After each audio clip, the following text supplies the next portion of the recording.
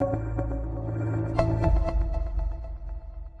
लोग ये चाहते थे अपने बच्चों को तो स्वयं या स्वयं भी कोई ऑस्ट्रेलिया भेजता था, कोई इंग्लैंड भेजता है, कोई और जगह भेजता है, लेकिन गरीब का बच्चा न पढ़ पाए इसलिए वे सभी स्कूल जर्जर करके छोड़ दिए थे।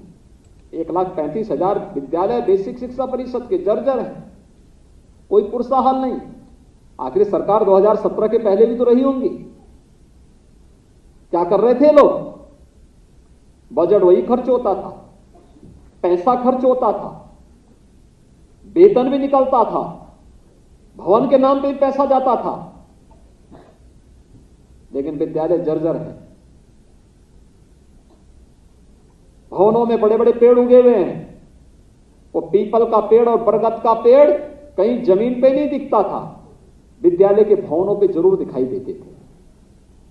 लेकिन ऑपरेशन कायाकल्प मार्च 2017 में हम लोगों ने ऑपरेशन कायाकल्प प्रारंभ किया था। हर एक विद्यालय के लिए सभी जनप्रतिनिधियों का आह्वान किया गया।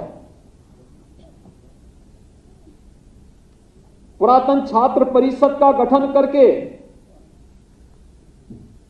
सभी बेसिक शिक्षा परिषद से कहा गया कि भाई जितने छात्र हैं वह यूपी के हैं, अगर नौकरशाही में हैं, जनप्रतिनिधि हैं, व्यवसाय में हैं, सब बेसिक शिक्षा परिषद से जुड़े हुए हैं। मैं स्वयं बेसिक शिक्षा परिषद के स्कूल में पढ़ा हूं, तो कैसे हम कह सकते हैं कि कोई इसमें योगदान नहीं देगा? मैंने कहा हर व्यक्ति एक एक विद्यालय गोद ले। लोगों ने कहा गोद लेके क्या करेंगे? तब भी विपक्ष ने उंगली उठाई थी कि गोद लेके क्या करेंगे, क्या विद्यालय गोद ले जाते हैं क्या? मैंने कहा विद्यालय गोद ले जाते हैं, कैसे ले जाते हैं थोड़ा देखना।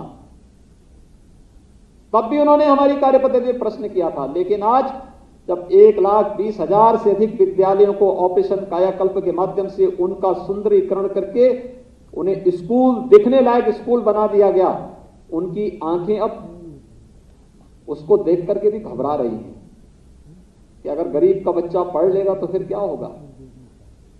उनको परेशानी इस बात की है कि उन बच्चों की यूनिफॉर्म, आज सरकार उनको 2-2 यूनिफॉर्म देती है, बैग देता है, बुक्स देती है, जूते मोजे उन बच्चों को उपलब्ध कराए जाते हैं। अब गरीब का बच्चा भी अच्छा जूता मोजा पहनेगा, स्कूल जाएगा, स्वेटर दिया जाएगा, जाड़ों में ठिठुरेगा नहीं। उन गरीबों को जाति के आधार पर, क्षेत्र के आधार पर, तमाम अन्यवाद के आधार पर बांटने वाले लोग इन सब चीजों से ज्यादा उनको परेशानी है कि अगर ये सब लोग आगे बढ़ जाएंगे तो फिर इनकी पूरी राजनीति समाप्त हो जाएगी। ये वंशवाद और जातिवाद की राजनीति समाप्त हो गई तो फिर इन बेईमान और भ्रष्ट लोगों को कोई पूछेगा नहीं। ईमानदारी और शुचितापूर्ण तरीके से भर्ती की प्रक्रिया का संपन्न होना आप जैसे युवाओं को भी अपने लक्ष्य को प्राप्त करने में मददगार साबित हुआ। आज वही कारण है कि बुरा उन लोगों को लगेगा जिन लोगों की अवैध कमाई का जरिया बंद हो गया है। कोई भर्ती निकलती थी, वे झोला लेकर के निकल पड़ते थे वसूली में, लेकिन आज उन्हें मालूम है कि झोला लेके निकलेंगे तो हमारी एजेंसियां भी उसके लिए सतर्क हैं और हमने जेलें भी खाली करवाई हैं काफी।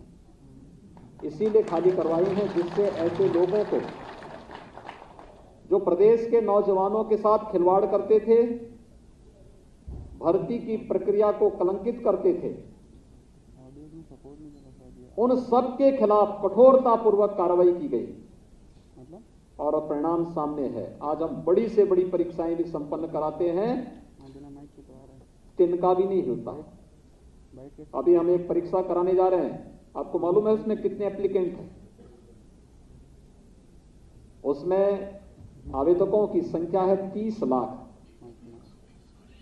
देश की सबसे बड़ी परीक्षा होने जा रही है और आप देखेंगे कहीं तिनका नहीं हिलेगा, पूरे ईमानदारी के साथ। और पहले से इस बारे में कह रखा है